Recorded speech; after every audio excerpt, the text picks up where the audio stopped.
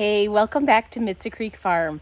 I'm here in my high tunnel. I'm in northern Wisconsin in zone 3B, and I'm kind of in a panic because even though this was not a surprise, we just got an alert for a frost tonight. And I don't think we will actually get a frost, but I need to be cautious and I need to be careful. All these plants here are for sale for the market for next week, so I have to get those covered. But now I am in a big rush to get my last tomato plants in and my peppers in so that I can get them in the ground and get them covered for the night. And if I get them planted in the ground, it'll actually keep them a little warmer, and then the project is done. So I have two smaller raised beds left. They're 8 foot long by 2 foot. And then I have the peppers to do over there. And then if I can get to it, I want to do one row, kind of where that ladder is right there, of in the ground canning tomatoes. So if I can get the 2 raised beds and the peppers done right away before I pick back up from school, that will be wonderful. And then this evening I can work on the ones in the ground. So first things first, Beck loaded some compost from our compost pile in these raised beds. I'm going to sprinkle some shredded wool on one bed just so I can see how it does this year. Shredded wool is wool that is chopped up. It's the middle step in between putting pellets, making them into pellets from the raw fleece.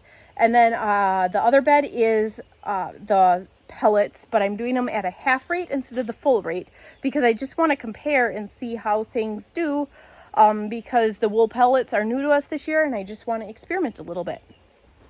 This is a sample of what I had at the market over the weekend, and this is 2 ounces of wool pellets by weight, and I took and I added 12 ounces of water to this, and you can see here that is pretty thick down there, and I didn't stir it or anything like that. I did drop it once, but this is what happens to the wool pellets. So when that gets all like spread around and the pellets expand on their own in the soil, you're going to have little clumps of this fluffier,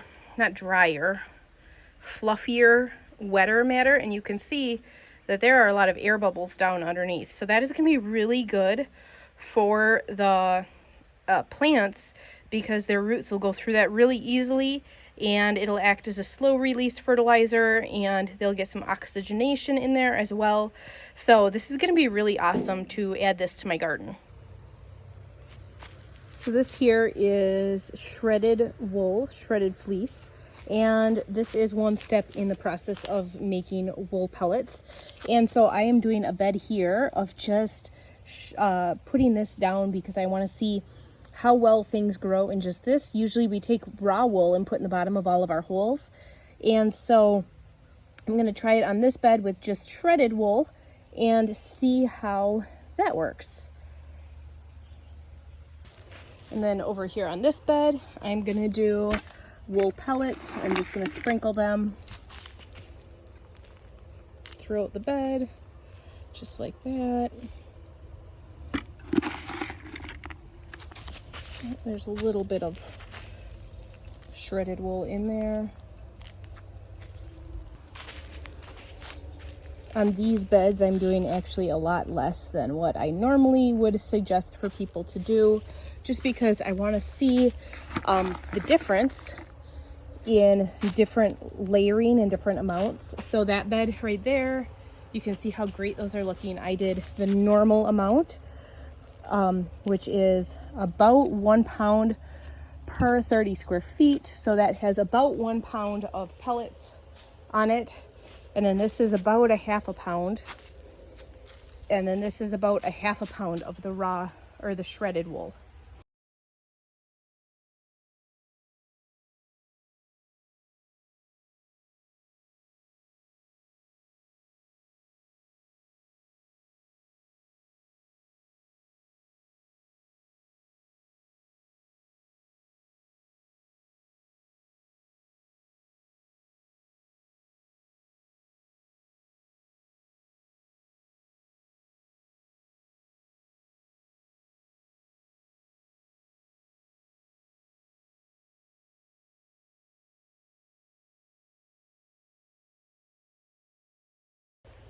One bed down, one more to go.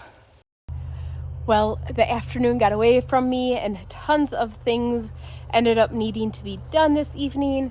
It is the last day of school, and so it was a lot of running from event to event to event, but I was able to get these 2 beds planted, and actually I decided that's it for tomatoes. I don't think, unless I have extra after my last plant sale on the weekend, I think I'm done.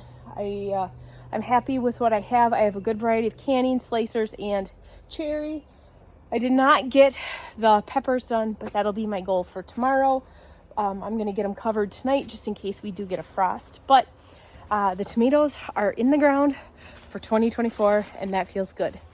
That is it for today's video. Thanks for tuning in, and I'll see you guys next time. Charlie, come on, kitty.